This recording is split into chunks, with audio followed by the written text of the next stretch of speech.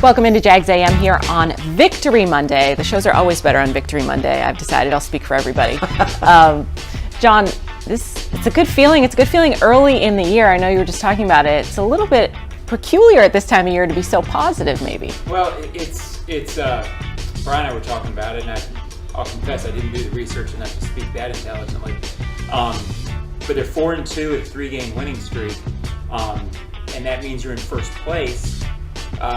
It's been decades since that. They made the run last year to get into first place, but since you had a game like that where you said, okay, we're going to take early control and feel like we're the team to beat, Brian, that's been since the 90s. First of all, did you just pay me a compliment and say you're not that intelligent to have done the research? It wasn't a matter of, I know it's rare. You didn't mean to, I get it. No, I didn't. It wasn't a matter, you did. It wasn't a matter of intellect, it was a matter of attention. I was paying attention yesterday. CBS threw a stat up on the broadcast that it had been 80-something weeks, 82 or 83 weeks, I forget which one, but a long time since the Jaguars had been multiple games over 500. You got to go back to when they were 3-1 in 2018, and it just tells you how long this team has been sort of bumping and grinding it out. 3 straight wins, and 2 of those obviously came in London. This was a difficult week. I don't care what anyone says. You had to work to get your body back, and we all felt it, and we didn't play, right? Yeah. You didn't play in London. You get on the plane and come back, and your energy level isn't the same at the end of the day. So, I thought that was a really important win yesterday. I will say this. There's a part of me that didn't feel all that good last night, leaving here, with an uncertainty about the quarterback and the injury. It didn't feel like a normal victory, evening, because there's a little cloud here. Okay, is he okay or is he not? We're going to get more information on that this week. We'll hear from Doug later on today, and then Trevor will speak tomorrow. So we'll get some clarity on how serious that injury is. And it's a short week. So when you're dealing with injuries, that's always tough. We're going to talk about that. First, we'll start off with our big thing. And big thing number 1 is a statement win, because that's exactly what that was. They came back under tough circumstances, playing in London for those 2 weeks, kind of resetting themselves in a big divisional matchup against the Colts. Now they're in first place after that win. And we heard a little bit about this win streak. Yeah, I think that this is where we want to be. We're getting better every week. I think that's the most exciting thing, is we're getting better every week. We're getting closer. I feel like the momentum and the energy is really rolling for us, and we got to keep that going every week. Now especially it's a short week on the road, so it's the same mindset. We got to make sure we dial in on all the details, get our bodies back for this game coming up on Thursday. Now it's 3-4 days away, so we got to get ready for that one. So it's great that we're on a win streak, as he mentioned, but, quick turnaround. So by the time we get to Thursday, it's like you can't even enjoy it that much because we're already thinking about the Saints. Give them a lot of credit. It was not statistically a day that you go, well, they dominated. Look at 37 points, 400 yards. They're coming off 474 yards against a very good Buffalo team. What did they put up yesterday? 238, something just under 250 yards. But they were opportunistic. They took advantage of that. And John, I have a lot of hope for this football team, based on the fact that one side of the ball is playing consistent, I think the defensive side, and the offensive side still has a ways to go to find that consistency. Well, I get that the offense didn't put up a ton of yards, but as a team you scored 37 points, and the offense did what it hadn't done in some games, which was put the ball in the end zone when they had the opportunity. So I guess I didn't come out of that game thinking, the offense was horrible, but I get your point. Well, they just weren't very good on third down. Right. They fell way back and were inefficient on third down again. And that was what I thought. Well, last week, 10 of 18, they had made a major breakthrough. They had found that. When they're consistent on third down, they're really good on offense. Yeah. I thought that they found an identity of sorts in London that I never thought they had last year, which was a toughness on defense and a grit and determination, if you will, on offense. And I thought they took control of the game early by playing that way. Yeah. So I still think they're that team. Look, the NFL is hard, and they won by 17 points. Yeah. They swept the Colts, outscoring that team for the season by 27, and you're in first place. And yet there were people angry last night in the inbox. It's a nice change of pace, though. This means we've made it. Yeah. By the way, I heard a stat on a podcast this morning. You realize that through 6 weeks in the NFL, The red zone touchdown percentage is as low as it's been in the last 12 years. I mean, it's just, there are a lot of offenses that are struggling to find their way. Defenses had the upper hand through 6 weeks. Well, I think It's not what's just the happened there Jaguars. is offense has gotten so good, and I think a lot of defenses have accepted we're not going to be shut down defenses anymore, but we're going to be great in the red zone and keep them out. That's the way the league's been going a little bit. You know, by the end of the season, that could not See where it goes. But by the way, my mic was off, I guess, for the first segment. Does that mean everybody missed my awesome takes? We need more John. Do you want to repeat it? You're just Like, going to keep rewind talking? it? Okay. Let's go to our second big thing. I'm sure John will weigh in on that. I'll take that because turnovers have been the name of the game for the Jaguars defense this season, and we love to see that from them, of course. Doug's super happy with the defense so far through the first 6 weeks. Defense sometimes doesn't get enough credit for that. You know, the takeaways are something that we, as a team, talk about. They talk about it as a defense, and it just shortens the field for your offense, right? And pass rush again today. There was pressure on Gardner, you know, putting in places maybe he didn't want it to go, and again, just a great team effort on defense to play the way they did today.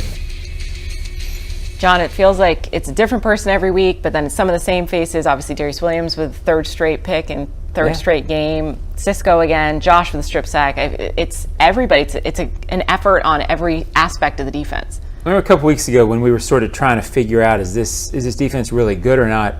And I think I made the point. All 11 guys, there's no weak spot. There's no spot where you say, boy, teams can pick on this or teams can pick on that. They brought back all 11. They brought back the same defensive coordinator. They talked a little bit, and nobody paid attention to how much continuity was going to help them. They're a complete defense. They're really good against the run. They're really stout. I think Doug, Brian, I think he's a little bit frustrated or wants to keep pushing and get the offense better. But I think when he looks at this team's chances overall, I think he's smiling inside saying, all of a sudden we're pretty tough. Yeah. All of a sudden we're a pretty good defense. Me and Press are going to get the offense figured out. I think is probably his feeling when he's driving in the morning saying, we're all right here. We've got to stay afloat. And then if we get the offense figured out, we can go on a run and get in with these with the big guys, so to speak. Well, people didn't hear you compliment me earlier, but So if you want to do but that, That's why I left the mic I'm going on. to compliment you here. You called it a few weeks ago. You said this Jaguars defense takes the ball away. It's what they do. Mm-hmm. This morning they lead the NFL through 6 weeks with 15 takeaways, and at +7. Right, they're number 1 in the AFC, number 2 in the NFL in overall takeaway giveaway margin. And they were everywhere yesterday. There were 3 interceptions that were recorded. Devin Lloyd had another one that he couldn't quite pull in with the cast on his hand. And Foye Oluokun made a diving grab at one and couldn't quite pull it in. Both of those would have been tough catches, but you could have. Rayshon had one Rayshon's taken away like by the that, Right. I mean, it could have been so much better for the Jaguars, worse for Gardner Minshew in the Colts. This Jaguars defense is playing at a really high level. Now, I mentioned earlier, a little worried about the quarterback and want to find that out. A little worried about Tyson Campbell and the hamstring injury because when Monteric Brown was in the game in the second half, Michael Pittman had a field day. They just went after him. I would think he might be better if he has to practice this week, getting more reps, even though there's very limited reps. But that's a worrisome spot too. Is Tyson Campbell is a star on your defense. As good a player as you've got, you need him on the field for you. That could be a point of concern. Obviously, hamstring injuries for that position when they're running linger. around a lot, that can linger, and there's not a ton of depth there. Braswell's on IR now, so what they're going to do exactly, we'll have to see. And ouch is our final big thing of the week. There were several injuries in the game, none bigger than Trevor Lawrence. We don't know the severity of that just yet, but he did talk post-game about how he was feeling. Yeah, I just felt something, just some discomfort in my knee when I went down. I don't know if it was twisted or landed on or what. So I kind of felt it right away, and then kind of put a little pressure on it. I realized I can get up, so I was just trying to get up and get off the field. So, that's all it was there. And we're not going to speculate to that, but we did see Trevor walking around. He spoke to us post-game. If it's really severe injury, sometimes they skip that. So if he's not able to go this week, it's a short week. So this could be a chance where, there's several injuries on this team, Campbell as well, where can they get right in 2-3 days. I'm going to lay out because that's my hot take. Sure.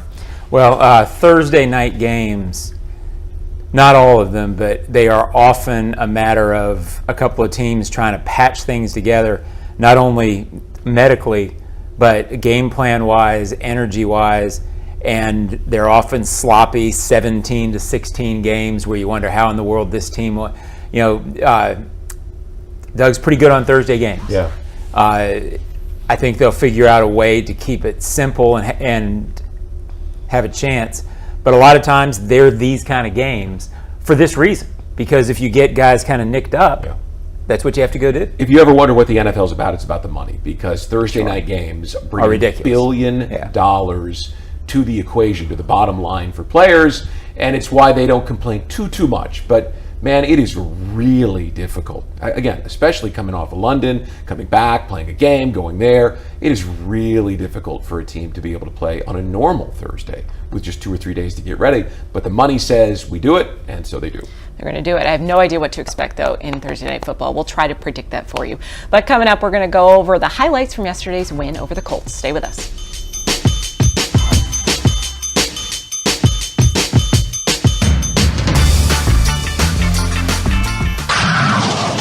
Jaguars fans, huddle up for the best defense against expensive car repairs, CarShield. Score big with the nation's #1 automotive protection company, CarShield. They offer affordable plans that cover over 6,000 parts and systems in your car, truck, or SUV. Don't miss any Jaguars action this season with a car breakdown. Call the MVPs at CarShield for the best coverage ever. Call 800-471-1223. 800-471-1223. Go Jags!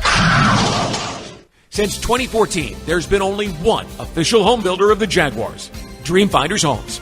With quality built homes and a speedy move-in process, we're in 20-plus communities in the best locations across Northeast Florida.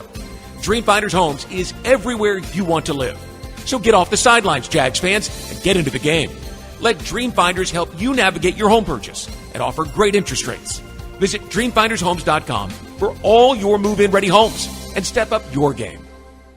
Frank Frangie here. When you want barbecue in Jacksonville, you want Bono's Pit Barbecue. You can find Bono's locations all around town and on game day at Everbank Stadium, because Bono's is the official barbecue of the Jacksonville Jaguars. Over 70 years of authentic Southern Pit Barbecue. We are the local barbecue joint in BBQval for generations of people in Jacksonville. Go to bonosbarbecue.com to learn more or call 904-880-8310 today. And remember, if you don't see a pit, it ain't legit. You can sign up your furry friend for the Jaguars' official four-legged fan club for pets presented by Forever Vets Animal Hospital. Your pet will receive access to exclusive merchandise, events, sweepstakes throughout the 2023 season. You can visit jaguars.com/promotions/four-legged fan club to sign up today. We are back. It's Victory Monday. All things are well. So we're going to look at some of the highlights from the game yesterday, because there were a lot of them and things went really well for them. And at least on defense, they got everything together and the offense looked good at points as well. We're going to start out with that drive early on, their first score, Brenton Strange setting up the touchdown to Travis Etienne, because we love it when they can do it in multiple ways, right? Strange is probably mad at himself that he didn't get into the end zone. You can see right there, because he's like, oh, that was my opportunity. He'd get one later on, but then Etienne to run it in from there. And Etienne has just been the MVP so far this season. He has, just such a consistent football player. There weren't a lot of holes yesterday, especially after Brandon Sheriff went out, but the way he hits the hole, and the coach said they were going to get him to go downhill. And I thought, he doesn't look like a downhill runner to me. He does this year. He certainly turned the page and just adapted to what they need them to be, John. It's like he looks completely different at times, depending on what they need from him. Well, he had some runs yesterday that really exemplified what he's trying to do, being more patient, not always trying to go for the big play, the first second of the play on the 4th and 1 sweep, but I've shown that later. But he clearly waited for his blockers, was patient on 4th and 1, which is hard to do because every instinct is to go after it. Again, I thought that first drive said so much about this team. There have been games early on where the Colts go down and threaten. Maybe they give up a touchdown, but certainly the offense, in a lot of games this season early, you're down 3-0, the offense stalls, punt, and then all of a sudden it's 10-0. Yeah. To come out and just really have a will-enforcing drive on that first drive Trevor said it after the game. He thought that really set the tone and said, hey, you guys can do that. Well, we're that kind of team too. Well, I thought that said something about the team. Well, it was a statement drive because the Colts chewed up 8.5 minutes in 16 plays, and the Jaguars came back with 7.5 minutes in 13 plays and ended up with a touchdown on top of it. It said, okay, you got your time on the field. Now watch what we do. And they had to go for it on fourth down, right, because they couldn't convert on third, which is a bugaboo for this offense still. But they got it done with Travis's run, and at that moment, it's like, okay, they got this. And I got a lot of early in the season when 4th and 1 or a 4th and go for it didn't work. I got a lot of complaints. It was amazing. We love it now. How many people like that? We love it now. Yeah. Awesome, Doug. Yeah. You know, that's how it is. Sometimes you kill the bear, Brian. Sometimes the bear kills you. I'd like to say good plays are ones that work and bad plays are ones that don't. That's very, very true. Doug always seems to go for it, so he ends up dealing with some of that criticism, but when it works out, he looks really, really smart. Let's go to Etienne's second touchdown of the day. It was very quickly after that first touchdown, thanks to his friend Josh Allen creating that strip sack on the other side of the ball. And I mean, Josh Allen's playing about as lights out as you can for, I know we talk about this every week, but it's like every week he's doing something else. And well, let me just tell you, right before the snap, okay, because it was the first snap of the drive, CBS put up a stat that said that Bernard Ryman was 4th in the league, the first-year starter at left tackle, 4th in the league in pressures allowed. Well, so guess what? they were pumping him up, and then here comes Josh Allen, and just relentless. Boom.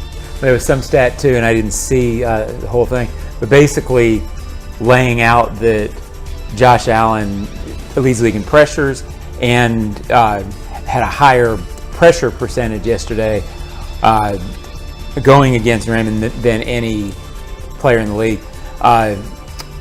He's a game wrecker right now. Yeah, he's playing really well.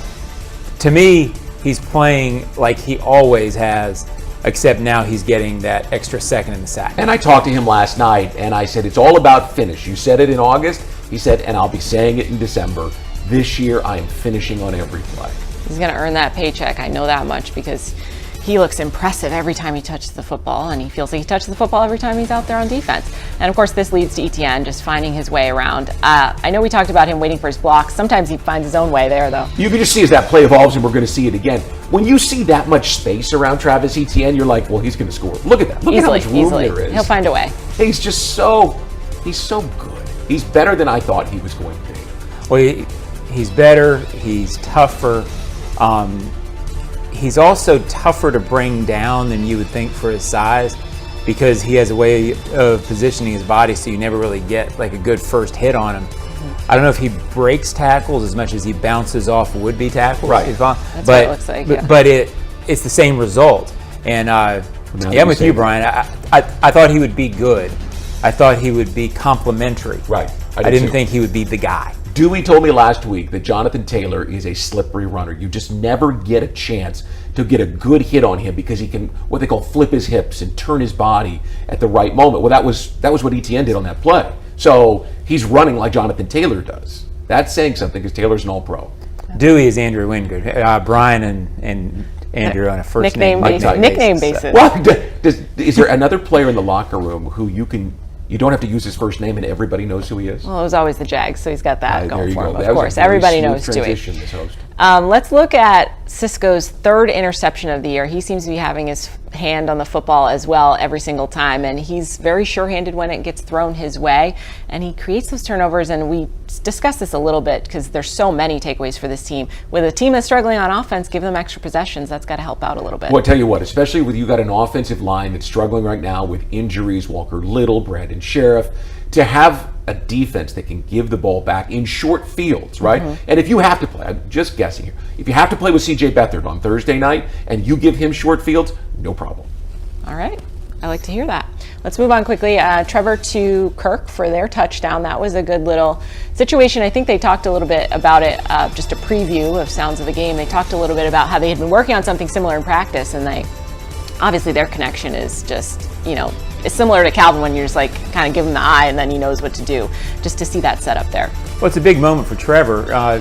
He saw something on film this week that indicated that play would be there. He talked to Christian about it. They decided what they were going to do, and then it worked. As he said, it doesn't always work when you think you see it, but to have it pay off, a little easier to spend those extra hours in the film room when you've seen that success. It could be in the long run an important play for him. Not that he doesn't do it anyway, Right. but seeing it, being able to apply it, that's pretty cool. Those are the moments that he'll remember after the season. We're getting used to Trevor making really good throws. That was yeah. an excellent throw. I mean, he hit his back step and just let it rip. Not every quarterback in the league can make that throw like he does. And the trust there, obviously, to make that catch as well was good to see. Let's do Rayshon Jenkins' interception. He got that first interception taken away because of a penalty, but got his hands back on the football and got another one. Got his chance to celebrate. I don't know if we have a name for it. It's the Jax jump, the bank leap, whatever we're going to call it after when he jumps into the stands. But I mean, Rayshon's kind of someone we don't talk about, but he's been playing amazing too. Listen, after 2021, you're thinking, how long do I have to pay this guy $9 million to play safety? Then last year he comes up with two of the most iconic, defensive plays in franchise history, and you're thinking, how long do I get to pay him $9 million to play safety? Because he just comes up with big plays for this football team. His energy level, John, to me, that's what he does for this football team, is he has them play to match his intensity. Yeah, it's really defense in the NFL is like this across the board. He really exemplifies it. At safety in the secondary, you are going to give up some plays. He, I think, sets the tone for the defense in the sense that if there's a bad play, the next play, he's going as hard, doing his assignment. And that sounds easy, but it doesn't always work that way. Yeah. You give up a play and all of a sudden your energy level goes down, you get down on yourself. This defense last year, when it wasn't a very, very good defense, made big plays at key times. Rayshon sort of exemplified those big plays. He's a good player. Cisco's a good player. Darius Williams is getting better. If you're going to be a good team and be there at the end, you got to have guys who maybe you didn't talk about before the season. Yeah. There's a bunch of guys in this team like that. I will confess to not knowing every safety tandem in the league, but if there's a better tandem than Cisco and Jenkins, I'd love to see it, because the way they're playing. Last year, they led all safety tandems in passes defensed. This year, they're intercepting the ball. They're coming up strong against the run. Maybe there's a better safety tandem. I don't know. Right now, I'd nominate them. Absolutely. We love what we've been seeing from them. And sometimes that old adage of on defense, if they're not saying your name, it's a good thing because you're shutting down everybody that's coming, or all the balls that are coming your way. Our final highlight is going to be Brenton Strange getting his first career touchdown in the NFL. He almost had his touchdown in that first drive, but he came up just a little bit short, and ETN got the score. But it's cool to see Trevor spreading the ball around. I mean, he always tries to find whoever's open, but it's nice to get the tight ends involved. If you remember ETN's first touchdown in London last week, there was a beautiful seal block by Strange on Jordan Phillips, who's 340 pounds. And you could just see the pride that the kid had as he came off the field, because that block really set ETN up to get around the corner. So the question was asked last week in a news conference, how long until Brenton Strange gets more involved, and then this week they get him involved. He's a talented young player who has a lot of upside, John, and by the end of this season, I think you'll see a guy that you really like. Look, we're so impatient these days, and I've seen stories about the Jaguars draft class isn't. We're 6 games in, and they're rookies. We have to remember that. Right. So this guy is already a good player, meaning he's a really good blocker. Remember the Tank Bigsby play at the beginning of the season when he carried Tank in. I'm telling you, what he did to Jordan Phillips last week was epic. He's a really good blocker already. You're seeing what he can do on this play. He has the athleticism to do this.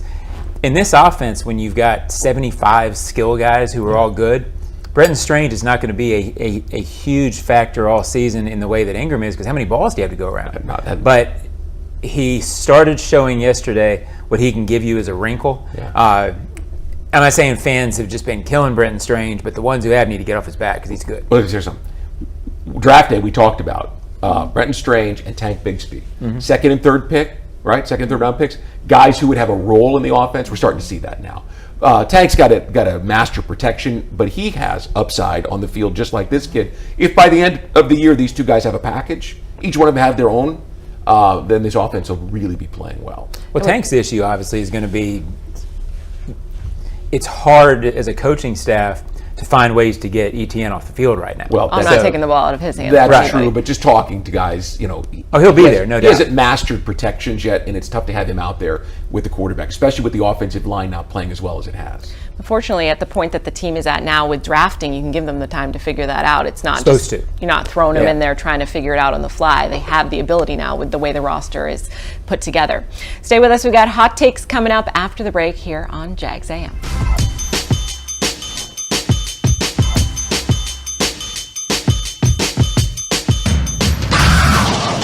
Jaguars fans, huddle up for the best defense against expensive car repairs, CarShield. Score big with the nation's #1 automotive protection company, CarShield. They offer affordable plans that cover over 6,000 parts and systems in your car, truck, or SUV. Don't miss any Jaguars action this season with a car breakdown. Call the MVPs at CarShield for the best coverage ever. Call 800-471-1223. 800-471-1223. Go Jags! The kick is up. It's good! Score winning sub deals this Jaguars regular season at Firehouse Subs. Get 2 medium subs for just $10 after any game when the Jaguars kick a field goal of 40 yards or more. It's a bold deal for the bold city. Sign up at firehousesubs.com/field goals for Firehouse for offer details and to automatically receive this offer when you use your Firehouse Subs rewards account. Redeemable only at participating Jacksonville and Orlando area restaurants. Only available on the Firehouse Subs app and online ordering. The 2023 season is awesome. Introducing the Four-Legged Fan Club, the Jaguars' official fan club for pets. Presented by Forever Vets Animal Hospital, your furry friend can access exclusive merchandise, events, and sweepstakes throughout the season. Fan club members will be automatically entered to win the Pet of the Game sweepstakes with 2 Jags tickets and sideline passes for pet owners and the chance for your pet to be featured on the video boards as Pet of the Game. Visit Jaguars.com/promotions/Four-Legged Fan Club to sign up.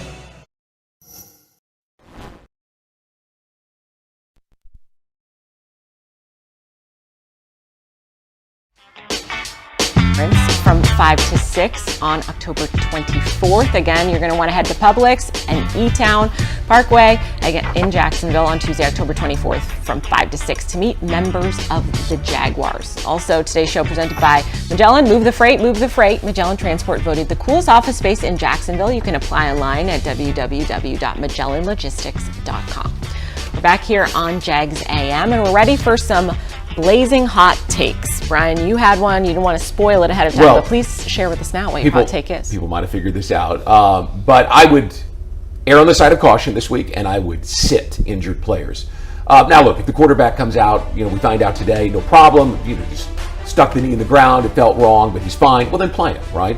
But it's your third game in 12 days. It is a non-conference game on the road on Thursday night. You've got 2 starting offensive linemen that probably won't play, maybe a starting corner that won't play. My thought is sit them all. The Cleveland Browns found a way to beat the mighty San Francisco 49ers yesterday with P.J. Walker. P.J. Walker as their starting quarterback. They did it with defense. They took the ball away. Put a game plan together. Put the guys in that have been working hard, on the practice field. But take this opportunity to give all these guys 2 weeks to get ready for a conference game against the Steelers. I would err on the side of caution, and if it's even a question, I would sit them all this week. Yeah, I think for the most part, they will. Guys like Zay Jones and Walker Little. Brandon Sheriff, Tyson Campbell. Yeah, I would do that before I would do it with the quarterback, because the quarterback gives you a shot. It's so tough. It's just a matter of really how we're guessing. We don't know. Can he protect himself? Is always the gauge you use. So I agree to a point, but they basically do that anyway. If a guy is going to be marginal and can't protect himself, they won't play him. You're not going 15-2, right? I mean, you're not winning the rest of the games this season. You probably got 4 or 5 games, that you lose this year, even if you're a really good team. So I'm willing to sacrifice and take my chances with my backups. Again, watching how the Browns got it done yesterday with their defense, I think you could be in a good spot. It's the quarterback, obviously. I mean, everybody else, but it's the quarterback in particular. And we'll find out what the doctors say. We will. We'll have some more information coming up later in the week, so we'll have a better idea on what we can share with you guys on Wednesday. John, what's your hot take for us this week? I feel like I've probably used this hot take already, so maybe it's lukewarm, but it's important. Look, every time you say the defense is good, and then you sort of go and they play well, and everybody's like, oh, really? Oh, wow, look at the defense. I'm surprised. Well, I guess it's time to stop being surprised. These guys are good. 42 turnovers in 23 games under Caldwell now. It's what they do. They're an effective pass rush, and they use it all the time when they rush as a team. Josh Allen is the star, but these guys pressure the quarterback. They affect. I think they're going to be better when they get Devon Hamilton back, and Smoot's going to help that. So until they show us different, it's really 2 plays, 2 miscommunications against the Texans that are the only really flaw on this defense's resume this year. These guys are good, and I don't see any reason why they won't be. Look, in the NFL, you get 17 games. Defenses, they're going to have a couple of games where the offenses just roll because the league's set up that way right now. But I think this defense will play very, very well, winning football 13 or 14 times. Listen, they're number 1 in the AFC in run defense, number 3 in the NFL, right? They are giving up 75 yards on the ground. They're second in yards per rushing attempt at 3.5. That is winning football. When you do that and you force the opposing quarterback to throw 55 times. I was reading last week. You're going to get 2 or 3 of them. There was a reporter who covers the Colts who made a prediction, and I get it, predictions start conversation, but he thought that the Colts would run for 200 because they had more time with Jonathan Taylor and more time with Zach Moss. Well, there was no way they were going to run for 200 yards. None, because this Jaguars defense is that good. I bring that up because obviously the rest of the league is slow to catch on that this defense is legit. It is legit. I think sometimes defenses don't get the credit they're due because you look at the box score and they're like, oh, they allowed 20 points, oh, they allowed this. But it's like when you're creating turnovers like that, Listen, that's more valuable in my opinion. In the league, they're number 3 against the run. Really super impressive. I think they're 12th overall because their pass defense isn't very good. But when you stop the run and you force teams to throw, like the Bills and the Colts are coming from behind. Same thing with the Falcons. The last 3 games, you've shut down the run and you've forced teams to throw to try to play catch up. Well, you're going to give up some yardage. That's the way the league is set up. Yeah, out of the 12th, when you rank 12th means you're giving up a lot of yards or yardage. In one category or the other. Well, think about how many of those yards have come in chunk plays with the Jaguars leading by double digits. At the end of a game. Almost all of them. A bunch against the Bills, which the Bills stuff, I'm not discounting it, but it was still in sort of protect time. They're a good defense, and if a lot of the yards they give up the last 2 weeks, you can't watch those games and say the defense played poorly in those games. So they're a good defense 5 out of 6 times this year. Yep. All right, for my hot take, I'm going elsewhere in the division because I think the Texans are going to be trouble. I know we talked a lot about the Titans always have that in them, but they really haven't put much together, at least a third of the way through the season right now. CJ Stroud is still on an amazing pace. He did throw his first pick of the year, but it didn't rattle him. He came right back, threw 2 touchdowns, threw, I think, 199 yards, and got the win over the Saints. And I think for this team to be able to do what they're doing, DeMeco Ryans is amazing in his first year as a head coach. He's clearly bringing that tenacity that they need. And yes, they're overachieving at this point, but that's the trouble. And obviously, with that loss to them we've had earlier in the season, they worry me a little more than I thought they were going to at this point in the year. Yeah, me too. CJ Stroud is an effortless passer of the ball. I mean, he's just so gifted. They don't have a lot of down-the-field weapons, but he makes the most of what he does have. And DeMeco Ryans has a defense that's not all that talented, right?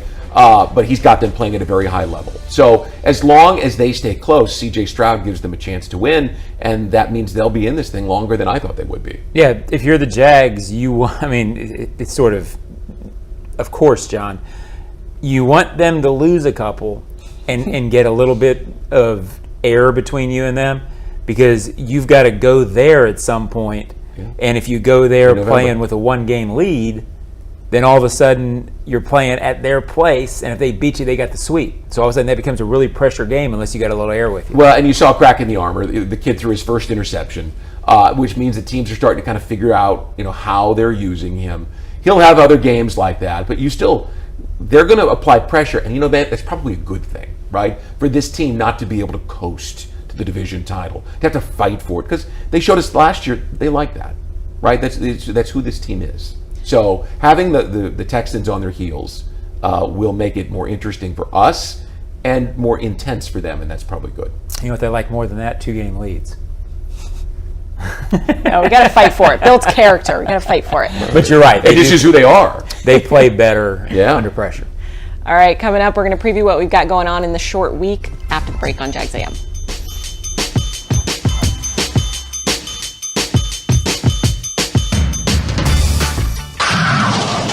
Jaguars fans, huddle up for the best defense against expensive car repairs, CarShield. Score big with the nation's #1 automotive protection company, CarShield. They offer affordable plans that cover over 6,000 parts and systems in your car, truck, or SUV. Don't miss any Jaguars action this season with a car breakdown. Call the MVPs at CarShield for their best coverage ever. Call 800-471-1223. 800-471-1223. Go Jags!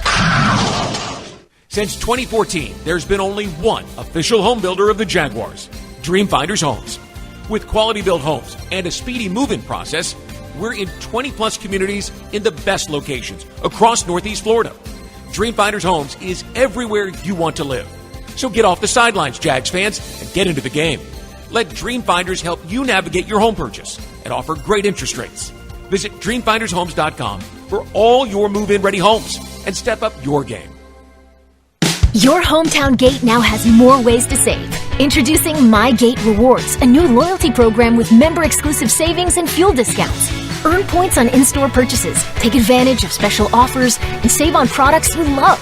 Score free coffee, fountain drinks, pizza, and soft serve with Gates Frequent Shopper Clubs. Then use your points on savings at the pump.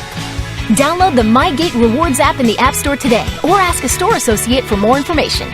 Go from good to Gate. Jags fans, if you want customized Jaguars furniture for your home, check out ZipChair.com to browse all customizable options. ZipChair is furniture for fans. We're going to take a moment now to thank JEA's frontline teams for the critical services they provide to this community. Today, we'd like to recognize JEA's frontline team of the game winners and a special shout out and thanks to Crew 155 of JEA's Water Department. Hey, congratulations. Your first place in the AFC South right now.